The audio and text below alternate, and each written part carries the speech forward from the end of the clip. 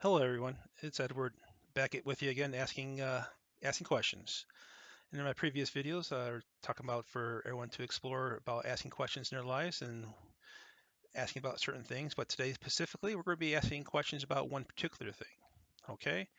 And can anybody guess what that is? That affects us all? That's right. The current situation with the current pandemic, the COVID-19. So let's get right to it. Uh, let's start asking some questions. I'm here on the Nevada Health Response site here, and they have a question and answer here. It's put out by the Department of Health and Human Services here in Nevada and the governor's office. So we're going to start asking some questions, and they have some here for us, and they're going to answer some for us. So we'll just follow along with me here. So, question here: what is the treatment for COVID-19? And their answer is there are no medications specifically approved for COVID-19. Most people with illnesses due to common coronavirus infection recover on their own by drinking plenty of fluids, resting, and taking pain and fever medications. For patients who are more severely ill, medical care or even hospitalization may be required. The medical community is continuing to learn more about COVID-19 and treatment may change over time. Okay. Question number two. How or what can I do to keep myself and others healthy? And their answer is there currently are no vaccines to prevent COVID-19. The best way to prevent infection is to take precautions to avoid exposure to this virus, which are similar to the precautions you take to avoid the flu. And here are some of their recommendations: to follow social distancing. I don't recall following social distancing for the flu, but okay, set forth by the Nevada Health Response and Medical Advisory Team. Avoid close contact with people who are sick. When you're sick, keep your distance from others. Well, yeah, everybody knows that. Yeah, seems if possible, stay at home from work, school, or errands when you're sick. This will help prevent spreading your illness. Also, common sense, what we do for pretty much anything else. Cover your mouth and nose with tissue when coughing or sneezing. Serious respiratory illnesses are spread by cough, sneezing, and unclean hands. Okay, I think we all know that. Washing your hands often will help protect you from germs. If soap and water are not available, use an alcohol-based hand rub. Also, it says avoid touching your eyes, nose, or mouth. Germs are often spread when a person touches something that is contaminated with germs and then touches his or her eyes, nose, or mouth. Yeah. And then the last tip here, they say clean and disinfect frequently, touch surfaces at home, work, or school, especially when someone is ill. Get plenty of sleep, be physically active, manage your stress, and drink plenty of fluids and eat a nutritious food. Basically, have a healthy diet. Don't eat them. That's bad for you. Just eat. Help your immune system. Basically, that's what it's saying. Um, no, it's not there either. I don't see anything about masks, but it does say cover your mouth with nose and tissue if you're coughing or sneezing. But I digress. So everyone's asking me, well, what's the point of this, Edward? Why am I asking these questions here? This is kind of straightforward. So we'll just that's what I'm doing, just asking questions, kind of see where it leads. So and I'm not trying to do anything else than try to speak facts here from the Nevada site here, and then I'm just letting you guys follow along with me. Try to make up your own mind. See, the thing is, if we don't ask questions, how do we get to the truth, right? So this is all I'm doing. Now, as we go along here, I want to point out here the differences. Not since they talked about how the flu is similar to COVID-19 and the responses that we take to protect ourselves. So, with that said, I want to get to some of the numbers here in the past about how the flu affect us and the rates, especially specifically with the death rates. See, right now, all we hear about is each county or what state is higher has more and more counts of the virus of the COVID, and we're not hearing too much more about the death rates. So let's get into the flu death rates. We'll say from 2018 2019 here in Nevada for Clark County. This is the county I reside in, and the death rate for the flu for that year, this is from their site, was 4%. For 2017 and 2018, the death rate for the flu was 6.3%.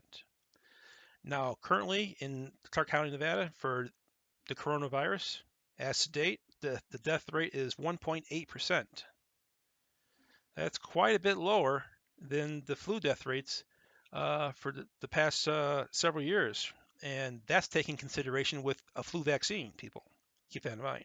So I'm just asking questions here. So because something doesn't seem right to me with all the lockdowns that we're going through and everything, and having the death rate so low, it's just I'm asking questions like, well, what's the point of this all? I mean, but I'll leave that for you guys to ponder on. And I also implore you guys to check your local county or your local state records for the death rate for the COVID and for the flu and see how that stacks up. Okay.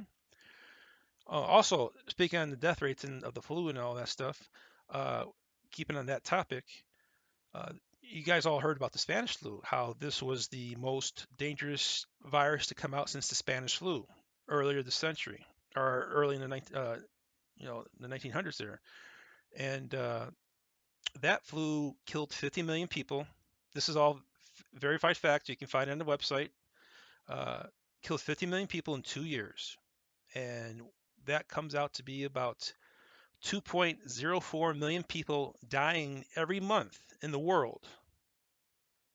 And they're saying, and just I'm asking, since this was promoted very early on in this uh, earlier this year about how this was so severe, it was worse than or just as bad as the Spanish flu. I want to give some perspective to people. This is nowhere near, and you'll find out once you look at the numbers for your particular state or the country and compare it to that flu. It's just the Spanish flu or the COVID flu is nowhere near the Spanish virus flu at all. So that's something else to consider. You ask yourself, well, why is that being promoted as such? I'll leave for you guys to internally, decide for yourself and make those uh, analyzations. I so everything I've said today so far, can be verified and fact checked at the respective sites I've mentioned, except for the one I talked about with the Spanish flu. The Spanish flu you can find for yourself. You can Google it, go right ahead, and I'm sure there's other databases that will have the numbers there too. So there's plenty of information out there to find. I'm not pulling this out of thin air to support an agenda or one viewpoint. I'm just trying to ask questions and see where it leads and what what implications that might hold. But I let you decide what the implications that might hold for yourself. So to continue here, where we're at. Oh yeah, so with the comparisons I just drew with the Spanish flu, the COVID, and the regular flu, um, I'm starting to, you know, wonder why do we have all these restrictions? Why are people uh, being on lockdown for something that we'll just use as a simple correlation is no worse or no or than the flu, their standard flu. Maybe a little bit worse, but not that much worse in certain areas. But why is all this uh, coming to a head like right now with all these lockdowns and restrictions that we have in the country? It doesn't seem right. It doesn't seem right at all. It doesn't make any sense. So also, I'd like to point out. It goes back to here. It says there's currently no vaccine or medication to prevent you from having COVID or to treat you during COVID. And I think that's not very true at all. There's doctors out there. Some call themselves the frontline doctors. There's doctors from all over the world have spoken out about this, about how they're treating their patients, but you don't hear that much about it. And why is that? Again, we're asking questions. Why aren't we hearing about the doctors who are treating patients and having success with other treatments? So you got to ask yourself that, and then you're saying, well, Edward, where are these doctors? What are they speaking about? I mean, can you tell me, show me where they're at? Well, you're going to have to do that research for yourself because you're not going to see that on your nightly news.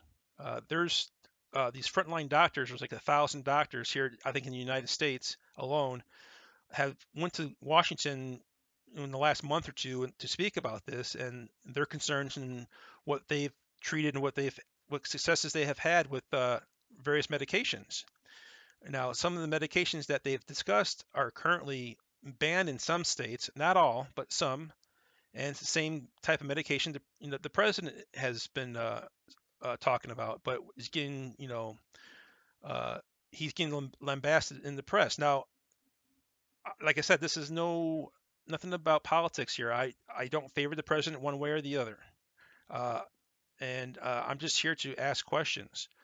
But you're gonna have to ask yourself, why is a drug that has been used in the world for 60 to 70 years all of a sudden dangerous to your health? It doesn't make sense. When some doctors are having success with this treatment, when there is currently no specifically approved treatment for COVID. So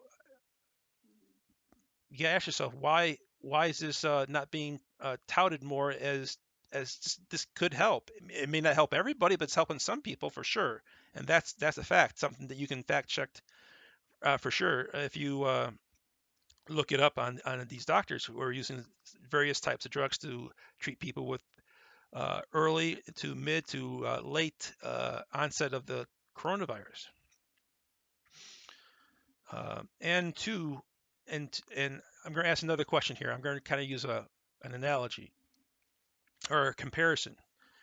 So if certain drugs are being prevented to be used to treat this virus, then and they're saying that it could be dangerous, then why are we treating people, cancer patients, with radiation therapy?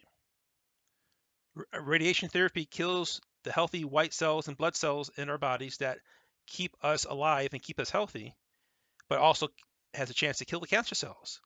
Some people, I mean, it's a flip of a coin. Some people may not live through their treatment, depending on the various stages of treatment, whether it's early stage or middle stage or late stage of cancer. But we still treat people with radiation because at this time, supposedly at this time, this is the only thing that we have to try to combat cancer. So why wouldn't we use every means to use to treat the COVID?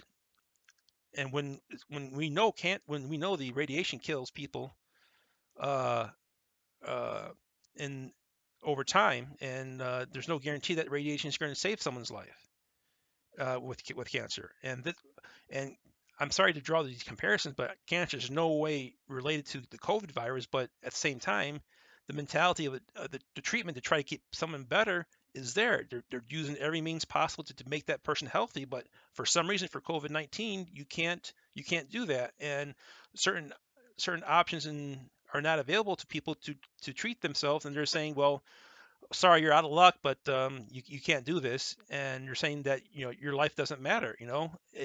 Everybody's lives matter, and you ask yourself, why are certain drugs are being restricted when people who need these drugs to potentially get better are not given that chance. So that's what I'm going to leave with you guys today. I'm not going to belabor the subject anymore. I think you guys all get the idea. Just keep asking questions. Um, Try to piece things together so we can get to the truth of the matter. And then from there, we can take proper action. Right now, we're not getting the whole truth, so we can't take proper action for our own health. It's like, when we see doctors, one doctor tells us one thing, and they always say you can always get a second opinion. Get a second opinion. Always ask questions, and then make a decision for yourself and for your family. And if we don't hold people accountable in our lives who are taking care of us and hold them to the fire, then um, then our health is in the hands of people and it's out of our hands. It's in other people's hands, and you don't want that. You want to take care of yourself by your means, any means possible, and make your own decision, and then put your trust in those people to do the best for you. And um, that's all I'm saying. So just keep asking questions and get to the truth of the matter for yourself. All right, thank you.